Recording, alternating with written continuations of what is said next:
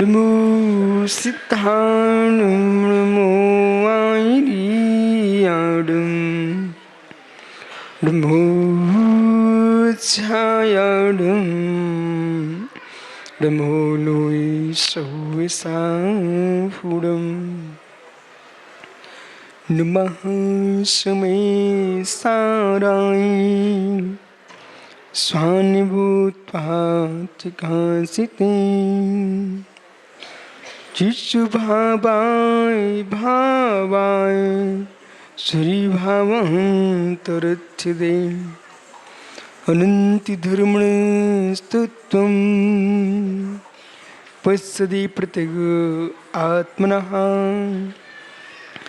अनेकान्तिमयी मूर्तिं नित्यमेव प्रकाशतां नमोरियन्ताणं नमो सिद्धाणं नमो आयर्याणं नमो छायाणं नमो लोय सौसाहुडं। पंच परमेष्टि भगवान की परम पूज्य आचार्य भगवान कुंद कुंद स्वामी की परम पूज्य आचार्य भगवान अमृतचंद्र स्वामी की परम पूज्य आचार्य भगवान शुभचंद्र स्वामी की परम पूज्य आचार्य रविराग सागर जी मुनि महाराज की अहिंसामय विश्व धर्म की जय जय।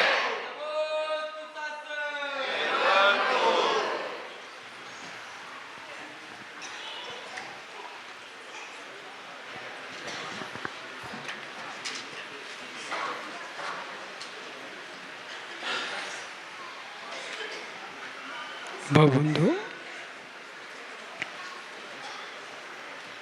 आचार्य प्रवर भगवत कुंद कुंद स्वामी श्रवण संस्कृति में महान जैन दिगंबराचार्य हुए, जिन्होंने 84 पहाड़ ग्रंथों का सृजन किया। अपनी जीवन की संपूर्ण प्रज्ञा का प्रयोग तत्व ज्ञान तत्व निर्णय में पूर्ण किया है। वे आचार्य कुंद कुंद भगवंत श्री समय सार जी में परम तत्व की प्रूपणा करते हैं। उन्हीं तत्वों पर अमृतचंद्र स्वामी ने आत्मख्याति टीका का सृजन किया। आत्मख्याति टीका में वर्णित कलशों पर शुभचंद्र स्वामी ने परमध्यात्मक टीका ग्रंथ का सृजन किया है। आचार्य अमृतचंद्र स्वामी उस परम तत्व की प्रूपणा करते हैं, समझा रहे हैं। पश्यन्ति विदुरम समय से सारम बंदे विदुरम समय से सारम। ये जीव के इंद्रिय मन को संभालने की आवश्यकता है, ऐसा सारा जगत बोलता है कि मन को संभालिए, इंद्रियों को संभालिए। ये बहुत स्थूल बात है। मन को संभालिए, इंद्रियों को संभालिए है मित्र, ना मन को ना इंद्रियों को, अपने ज्ञान को संभालिए।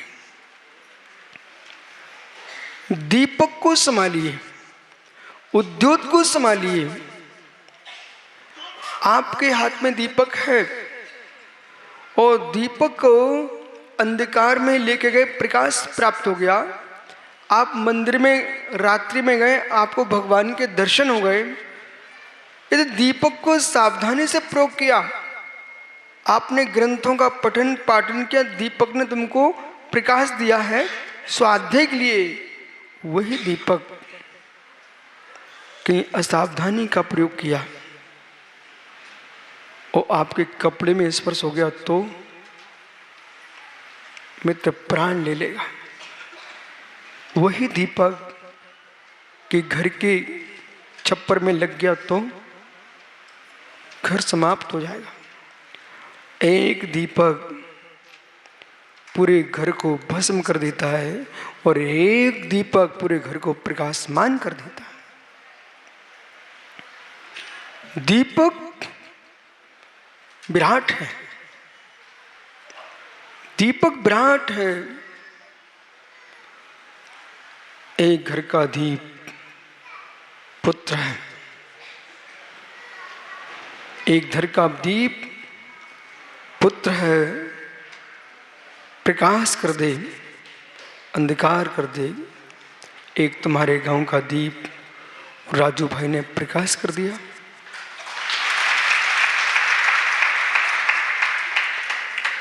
आज पूरी समाज मुस्कुराती है कि हमारे घर का बालक कुछ कर रहा है।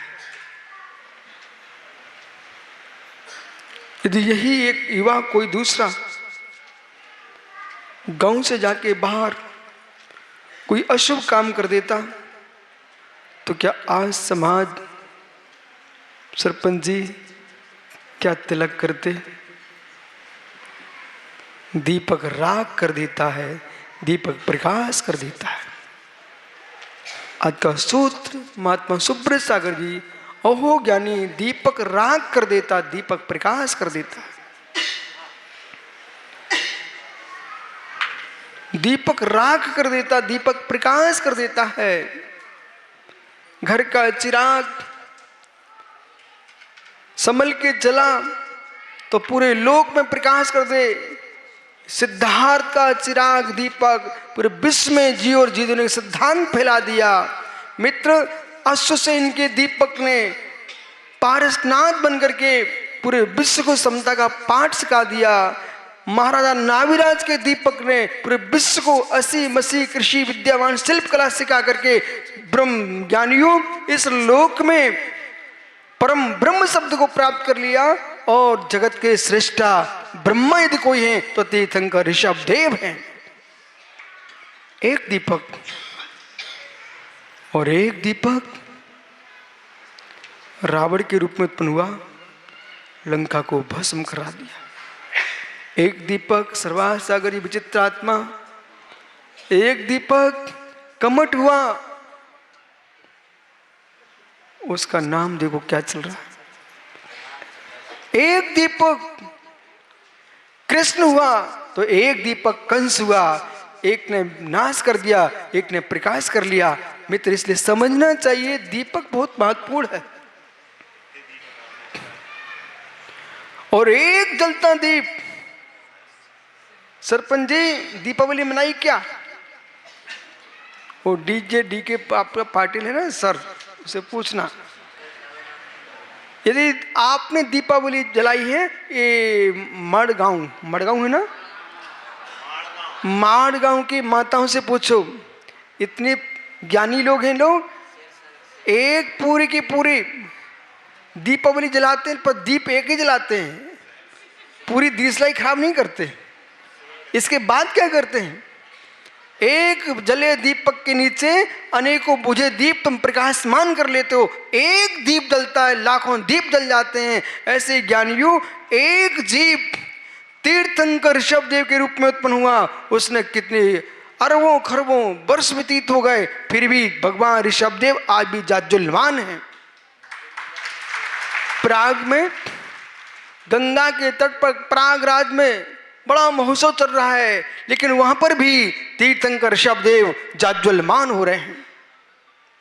साधु संतों के बीच में हर व्यक्ति कह रहा है कि भगवान ऋषभ देव की तप भूमि है।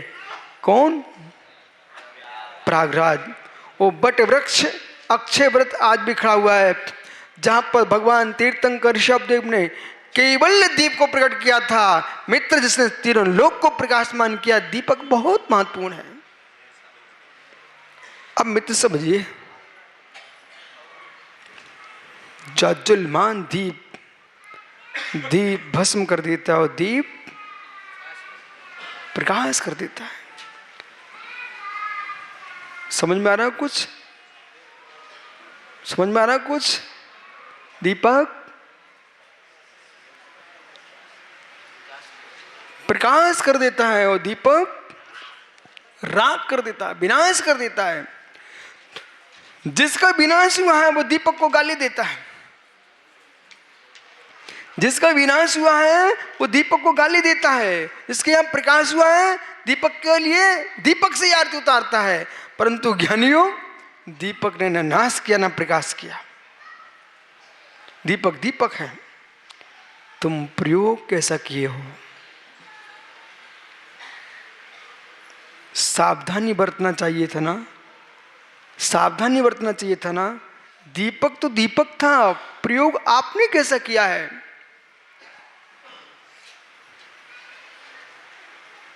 हे मां, हाथ में दीपक है, तूफान चल रहा है तो क्या करोगे? सारंग सारंग ले कर सारंग की ओट। सारंग यानी दीपक, सारंग यानी नारी, सारंग यानी उनके धोती का पल्ला, साड़ी का पल्ला। सारंग सारंग ले कर सारंग की ओट। एक मां दीपक लेके गई और दीपक को अपने पल्ले से ढक लिया, क्योंकि बुझाने वाली तूफान बहुत है। दीपक को संभालने की आवश्यकता है। अब दीपक को दो प्रकार से संभालना है, हवा से संभालना है और दीपक से आपको संभालना है। दीपक को हवा से संभालना है, कहां से लगा देते ना तुरंत। दीपक को हवा से संभालना है और दीपक को लेते जाते संभल के रहना है। दीपक को नहीं संभाला तो बुझ जाएगा, और दीपक को असावधानी से बरता तो तुमको बुझा देगा। चाहे घर का दीप हो, चाहे मिट्टी के तेल का दीप हो, चाहे घृत का दीप हो। घर के दीपक को संभाल लिया, घर के दीपक को संभाल लिया। भाई सरपंच जी, मित्र, आपका कर्तव्य मात्र जैन समाज के लिए नहीं है, सारे नगर वासियों के लिए। तुम पंचायत के सरपंच हो और मित्र, घर में बैठ करके इतना ही नहीं सोचना चाहिए एक ग्रामपति होबे दुखियों के दुख होबे, तो एक ग्रामपति पूरे गांव का ध्यान रखता है।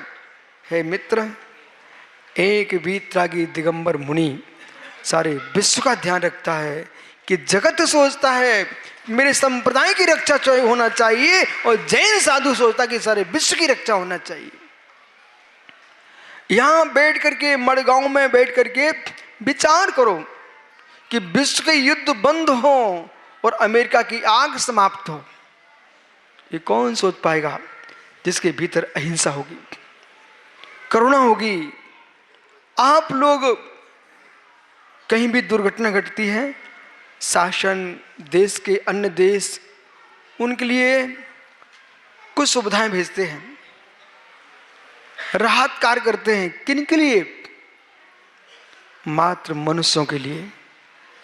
कितने जानवर जल रहे हैं, कितने पशु पक्षी झुलस रहे हैं।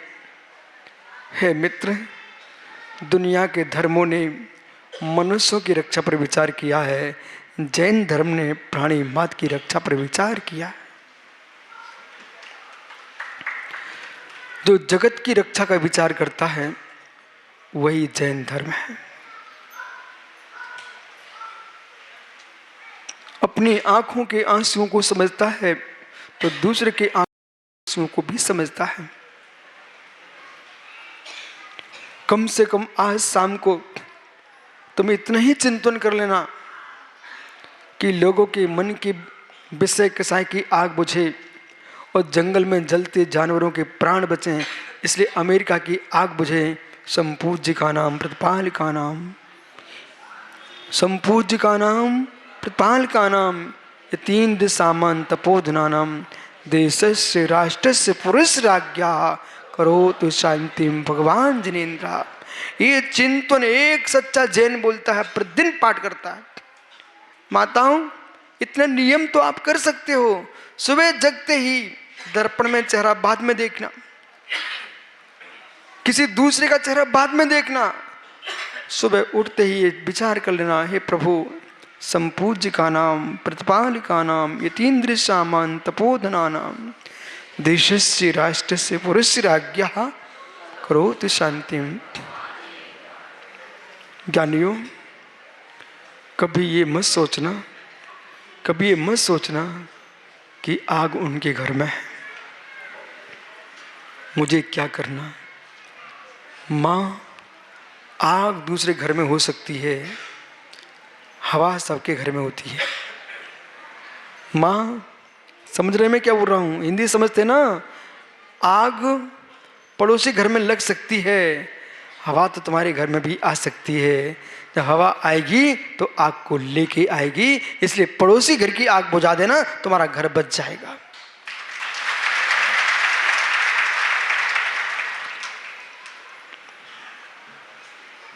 ओह,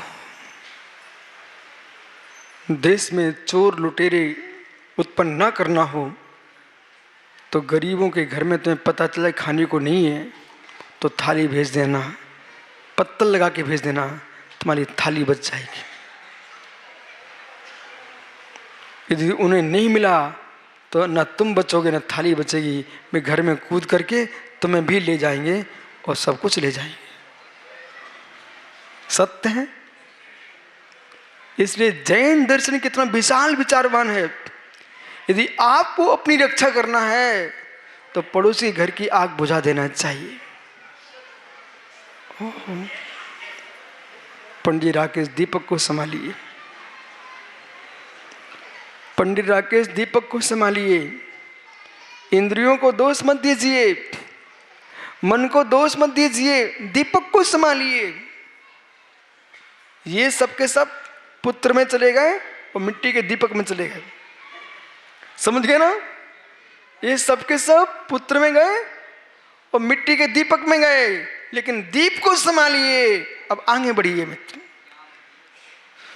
नमः मे साराय स्वानुभूत्वाचिकास्ये चिस्वभावाय भावाय सर्वभावान्तरच्छिदे तज्जयति परम ज्योति समम समस्तैरनंत पर्यायी दर्पण तल सकला प्रतिफलति पदार्थ मालिका यत्र। दीपक को संभालिए। श्रेयस बेटा, दीपक को संभालिए। जितनी युवा हैं मांडगांव के, कहाँ गए सब? बालकों में ऊपर बैठे, देखो बालकों सुनाई पड़ रहा है क्या? कल से बेचारे लगे हैं, पूरा गांव का गांव सजा दिया है। क्यों? रुकड़ी में पंचगढ़ के कि मांडगांव में पंचगढ़ के?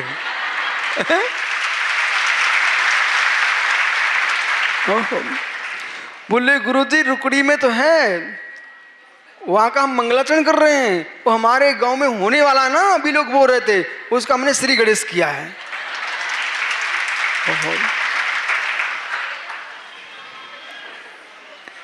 कौन कहता देश में धर्म नहीं है? अब से कौन कहता देश में धर्म नहीं है? मैं तो दक्षिण भारत में जब से बिहार कर रहा हूं, मुझे तो मात्र धर्मात्मा धर्मात्मा मिल रहे हैं, कहीं अधर्मात्मा मिले ही नहीं है। जिस गांव में जाओ उसी गांव में ये एक सज्जन हमसे बोले, सुब्रत सागर जी बोले, महाराज जी एक प्रश्न है यहीं पर महाराष्ट्र में। हमने बोलो भाई क्या प्रश्न है? बोले उत्तर दो तो प्रश्न करता हूँ। हमने बोलो बोलो बोलो क्या प्रश्न है? बोले गुरुजी समझ में नहीं आ रहा है। बोले क्या हो गया आप?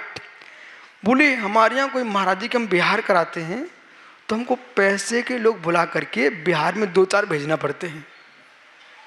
बोले क्या बात है कि रोड की रोड बढ़ी चली रही है, आपके साथ रहस्य क्या है?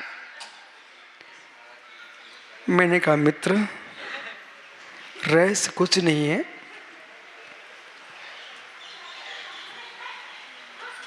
बालकों को और चींटियों को, दोनों को देखो, कभी चींटी को बुलाना नहीं। समझ गए क्या? समझ गए? अब बताइए कितने ज्ञानी लोग रहते हैं यहां पर। मां कभी चींटियों को बुलाना नहीं, बस शक्कर डाल के आ जाना।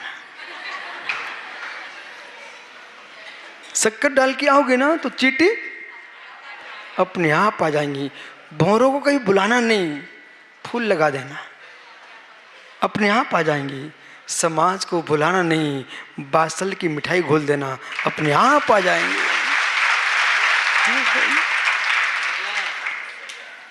आपके भीतर बासल होना चाहिए, दया होना चाहिए, करुणा होना चाहिए है।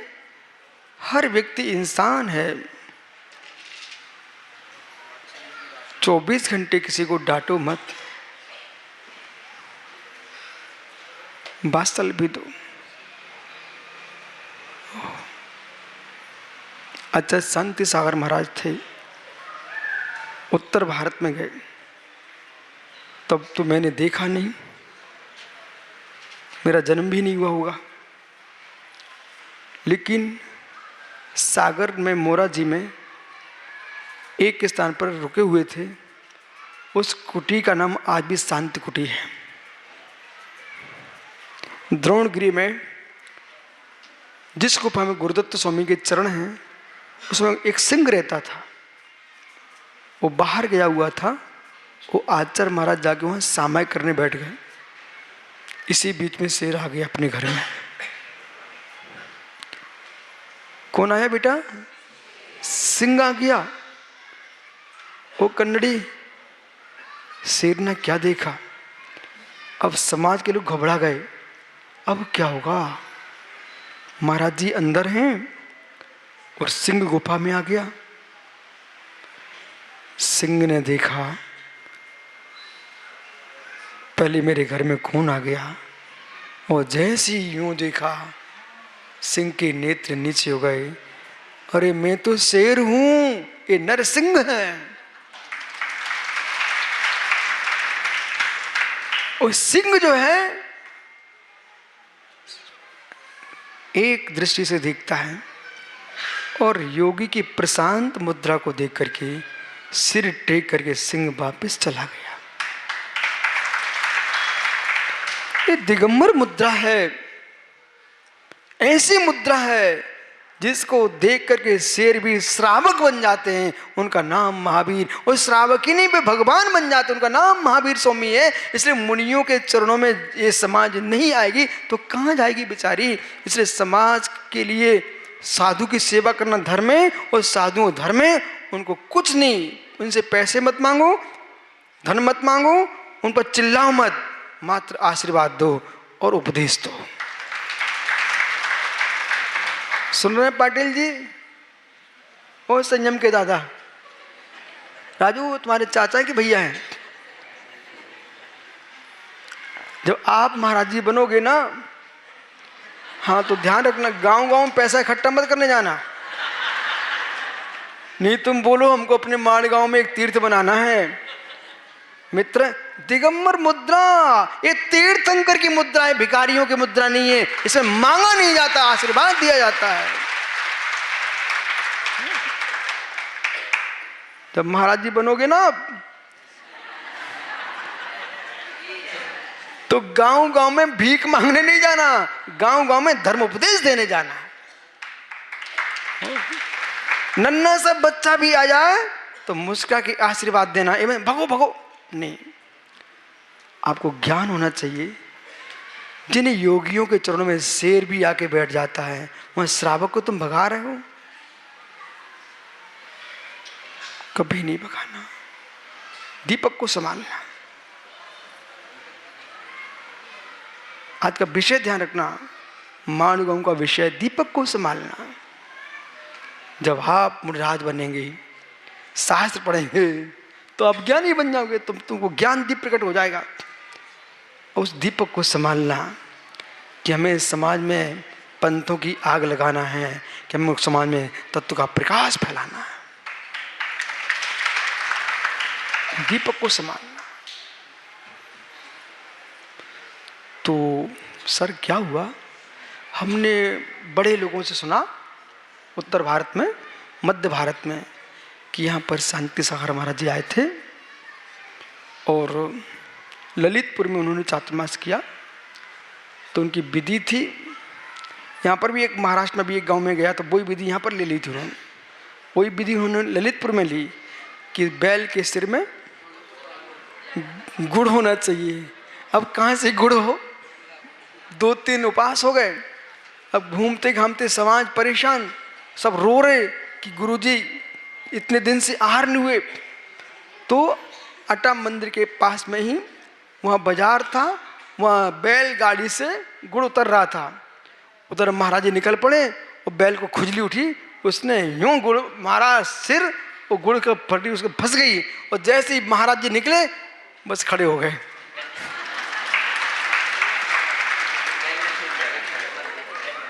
तो देखो, नाम चाहिए तो काम भी करना चाहिए। वैसे तो मैं क्या सुना कि आचार्य महाराज जब आए ना तो बहुत भीड़ होती थी, बहुत भीड़ होती थी।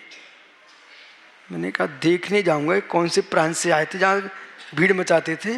इसलिए मैं उत्तर से दक्षिण को आया तो देख रहा हूँ कि शांति हमारे गांव में भीड़ ही भीड़ होती है। देखो,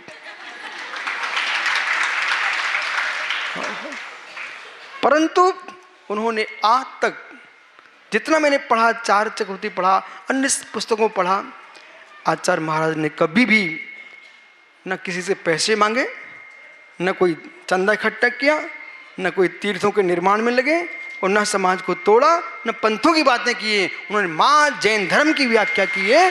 और जब जैनत्व पर कष्ट आया था तो 36-35 उपवास किए, अनाज का त्याग करके ये भारत में जैन मंदिरों को सुरक्षित किया है। उनका नाम शांति सागर है। उस बात को लोग भूल गए। हमारा पाटिल नाम तो लेता उनका, काम नहीं करता उनका। तो जब ये मुनिराज बनेंगे, कौन संयम कहाँ गया, जब संयम के दादा मुनिराज बनेंगे बेटा तो तू हार देगा कि नहीं देगा इनको? ठीक, भक्ति से करा ना बेटा। है राजू, तुम्हारे नासिक में आए तो पड़घान कर लेना है। पर शब्द सुन मैं क्या बोल रहा हूं, जब ये मुनिराज बनेंगे तब पड़गान करना, अभी नहीं करना। नहीं तो कपड़े धारियों की मित्र लोटाधारी सोटाधारी की दिगंबर परंपरा में पड़गान नहीं होता। यहाँ तो वीतरागियों का पड़गान होता, वितरागियों का पड़गान नहीं होता। बस बेचारों को लग रहा था कि अभी कपड़े उतरवा रहा है कि हमारे। है मित्र, दीपक को संभालिए, दीपक को संभालिए, इंद्रियों को नहीं, मन को नहीं। अब समझिए, जब घटना घटती है ना तब आदमी को विवेक जगता है। अभी मैं कहीं किसी गांव में आहार लेने गया, हाँ जयसिंहपुर में, अच्छे से आहार चल रहे थे। अचानक किसी व्यक्ति का ऐसे टिक गया वो, और टिका कहाँ पर, लाइट के बोर्ड में, और लाइट जल गई, अंतरा हो गया। अब मालूम क्या बोलते, देखो भाई पहले ही संभाल के रखना था। सबके ज्ञान जग गए, सबकी बुद्धियां जग गई। अरे भाई अंतरा हो गया, अंतरा हो गया, पहले संभाल के रखना चाहिए था। मित्र, घटना घटने पर तुमने संभालने का विचार किया, इसके पहले ही विचार करना, ज्ञान को संभालिए, दीपक को संभालिए। इंद्रियों के लिए सहयोग कौन करता है, मन के लिए सहयोग कौन करता है, ज्ञान। ज्ञान, मंथन, खड़े हो जाओ। सिर के बल खड़ा हो सकता क्या? अब रहने दो। बालक, इधर सबको जय जयंत कर लेना। तुम मुख से तो बोल ही नहीं रहा है, हैं? मौन है तो बोलो ना जय जयेंद्र। बोला है। आपके मुख से जय जिनेंद्र ही निकलता कि गाली भी निकलती है? ईमानदारी से बोलना, झूठ नहीं बोलना है। गाली नहीं निकलती। अच्छा, जय जिनेंद्र ही निकलता कि मित्र का नाम भी निकलता है? वो कन्नड़ी बैठा सामने, उसका नाम लेना है। अच्छा, ये किससे लिया आपने? मुख से। वो जय जिनेंद्र मुख से। बेटा, जिस मुख से तुम मित्र का नाम ले सकते हो, उस मुख से भगवान का नाम भी तो ले सकते हो। दीपक को संभालिए। अब ईमानदारी से बोलना, ईमानदारी से बोलना। संयम। अपने पिताजी से, दादा से पूछना, दादा आप अपने पिताजी का नाम ज्यादा लेते हो कि मेरा? पूछ बेटा, पूछ ले। देर क्यों कर रहा भाई?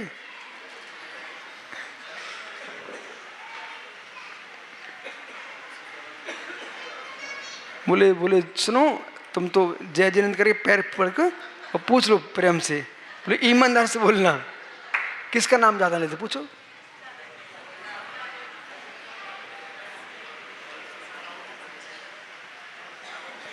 बालक क्या बोले? मैंने प्रश्न किया है कि आपके दादा आपका नाम अधिक लेते कि वे अपने पिताजी का नाम ज्यादा लेते हैं? ओ हो। उनने ऐसा कहा? बोला क्या? पूछो पूछो। तेरे ही बोलते हैं। दादू को मेरी तरफ देख बेटा। ओहो, तुम आज वो न सुधरे, तुम ही सुधर जाओ। संसार कैसा है, जिस पिता ने अपने शील संपत्ति का नाश किया, जिस पिता ने पूरी संपत्ति देके चला गया हो, बेटा उस पिता का नाम कभी कभी लेता है, लेकिन जिसने जिसने इनका सब छीन लिया हो, उसका नाम ले रहे हो। तुम क्या सोचते हो तुम्हारी संतान तुम्हारा नाम लेगी क्या? संयम। तुम्हारी संतान तुम्हारा नाम लेंगे क्या? हैं? अरे पता नहीं, तेरे दादा तो बैठे, कर लो पता। वे अपने पिता का नाम नहीं ले रहे, तेरा नाम लेते रहते हैं। इसका मतलब क्या हुआ? जिसने जन्म दिया है उसको भूल गए, जिनको जन्म दिया उनकी याद में मरे जा रहे हो। संसार ऐसा ही है। संसार ऐसे ही है। संयम। मैंने तो विचार किया कि संसार ऐसे ही है, तो मुझे ऐसा काम ही नहीं करना। जिनको जन्म दो वे अपना नाम नहीं लेते हैं, वो काम ही नहीं करना। बिना जन्म के शिष्यों को जन्म दो, वे जीवन भर नाम लेते हैं।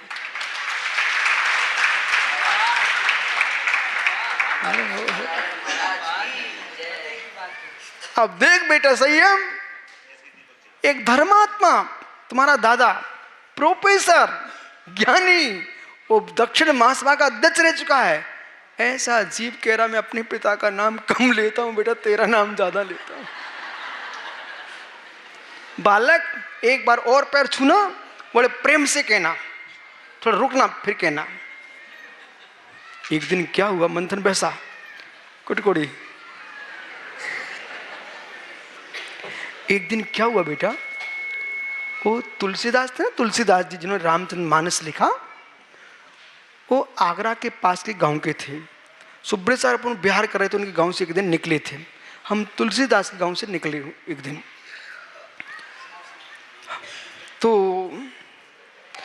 जितने उत्तर भारत में विद्वान हुए, भूधर दास, तुलसीदास, दौलत राम, सबके गांव होके आया मैं। जैसे यहाँ पर मैं गांव क्यों आ रहा हूँ, जितने आचार हुए सबके गांव घूम के मैं आया हूँ, वहाँ देखता हूँ क्या होता है यहाँ पर। तो तुलसीदास जी क्या हुआ, उनको कहूँ सरपंच बताऊं क्या?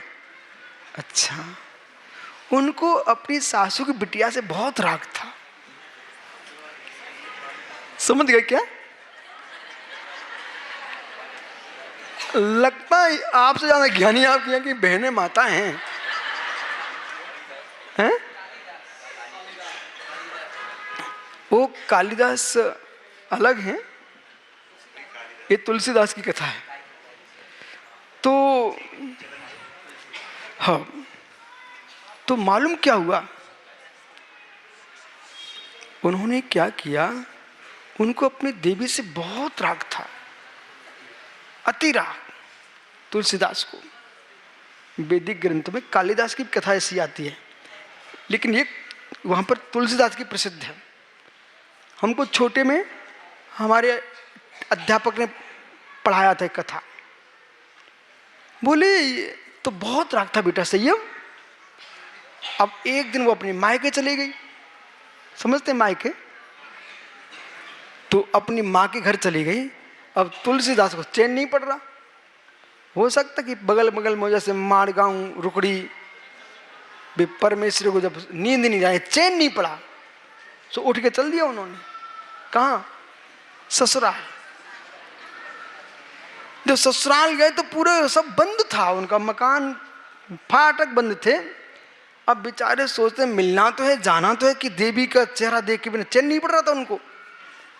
सो मकान के पीछे गए, वो मकान के पीछे गए तो एक रस्सी लटक रही थी, उनको दिखाई दिया और उन्होंने मालूम क्या किया, उसको पकड़ा और चढ़ गए। और जैसे ऊपर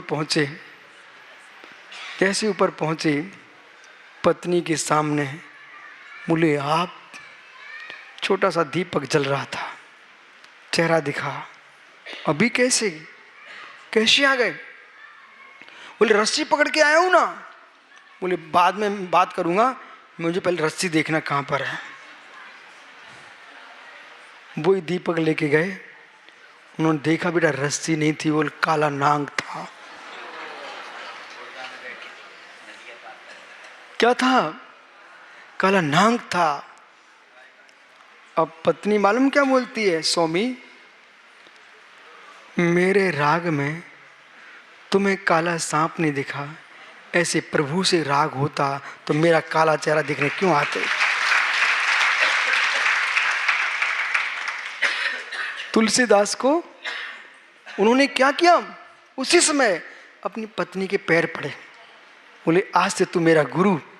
अब मैं क्यों सुना रहा हूं, तेरे दादा ऐसा सोच ले। वो मालूम, बोले पत्नी के पैर पड़े, तू आ मेरे से गुरु। आज भान हुआ है कि तेरे राग में मुझे सांप नहीं दिखा, उस सांप को पकड़ करके मैं छत पे ऊपर आ गया। यदि ऐसे प्रभु के भजन करता होता तो संसार से पार हो जाता। दीपक संभालना है, संयम। अब देख ले बेटा, उन्हें ये डर नहीं लग रहा कि हमसे गुरुजी क्या बोल रहे हैं, उन्हें डर ये लग रहा कि मेरे पोते को हर दिन खड़ा करते कि ये ना चला जाए। पर उन्हें मालूम नहीं है बैरागी कोई रोक नहीं सकता और रागी कोई भगा नहीं सकता, जो है सो है। दीपक को संभालिए, मन को नहीं, इंद्रियों को नहीं। जिसने ज्ञान को संभाल लिया है मित्र, उसका मन भी संभल गया, इंद्रियां भी संभल गई। और जिसने ज्ञान को संभाल लिया, सारा राग देश किसी में हो रहा है तो ज्ञान में हो रहा है, और बैराग होगा तो ज्ञान में होगा, और चारित्र में लीन होगा तो ज्ञान से होगा। श्रद्धा में जाएगा ज्ञान से जाएगा, वो ज्ञान में जाएगा ज्ञान से जाएगा, और निर्वाण को प्राप्त करेगा तो केवल ज्ञान से करेगा। बस आ बेटा, क्षमा करना है ज्ञानियों। इसलिए सभी के लिए मेरा कहना है, आज का नियम है सबके लिए, घर घर में लिख के टांग देना, दीपक को संभालो। क्या? दीपक को संभालो।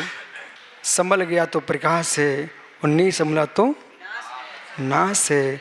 ज्ञान को संभालो मित्र, तो सहजता की प्राप्ति हो जाएगी। यहाँ के सहज सागर है ना, तो मित्र सहजता की प्राप्ति चाहिए। प्रपंच से शून्य होकर के दिगंबरत्व की साधना ही सहजता को प्रदान करती है। भगवान महावीर स्वामी की।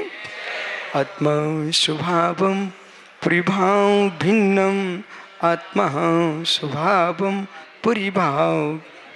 आत्मा का स्वभाव प्रभाव से अत्यंत भिन्न महावीर स्वामी की।